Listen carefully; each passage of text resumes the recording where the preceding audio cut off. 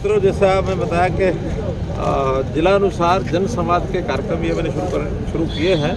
आज ये नंबर में चौथा ये जिला था। इससे पहले मैं सिरसा, रोहतक, फरीदाबाद और आज सोनीपत का जन संवाद कार्यक्रम किया है। स्वाभाविक है कि पिछले लंबे समय से कोविड के कारण से फील्ड में जो गतिविधि कम थी और कामों में भी कहीं ना कहीं शिकायतें जो लगातार हमारे पास आ रही थी, उसी में से ये जनसंवाद के कार्यक्रम शुरू किए।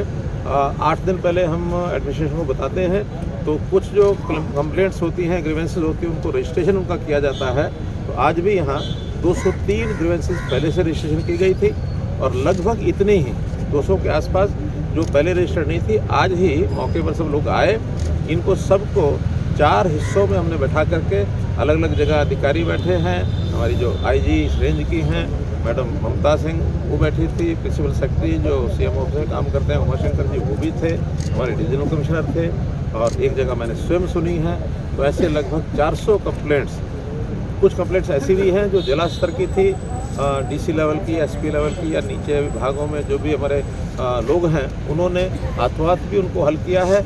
बहुत सी ऐसी हैं जिनको डिपार्टमेंट ने अपने जिम्मे ले लिया है कि किसका 7 दिन का समय लिया है, किसी ने 1 महीने का लिया है, किसी ने 2 महीने का लिया है। जैसी जैसी कठिनाइयाँ समस्याएं के वजह से हैं उसके टाइमलाइंस तय कर दिए हैं और उसके सारा रिकॉर्ड जो है, उसका डाटा ये डिप्टी कमिश्नर साहब ने सारा अपने पास लिख लिया है। उसकी सारी जानकारियाँ वो समय पर लेंगे और मुझे भी वो सारी रिपोर्ट देंगे।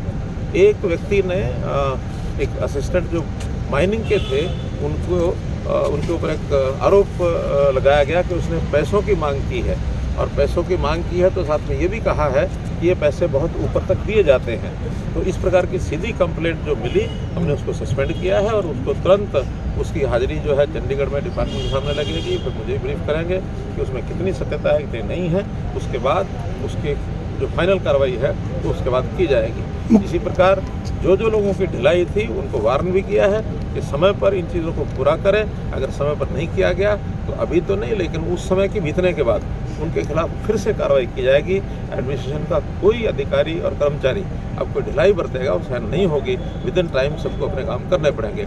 जो काम यहाँ के उनके दायरे में नहीं आते हैं, मानो स्टेट लेवल पर डिपार्टमेंट में, डायरेक्टरेट में सरकार के साथ जिनका संबंध है, वो तुरंत यहाँ से बिना विलम्ब के और वो भेजें ताकि वहाँ से हम उनको क्लियर करा के भेजेंगे।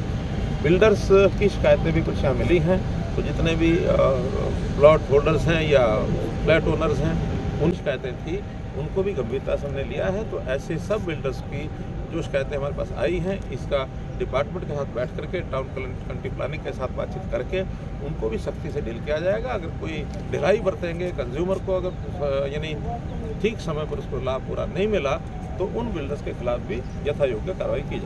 कह रही है कि गुजरात में आम आदमी पार्टी नहीं होती तो हम सरकार बनाते।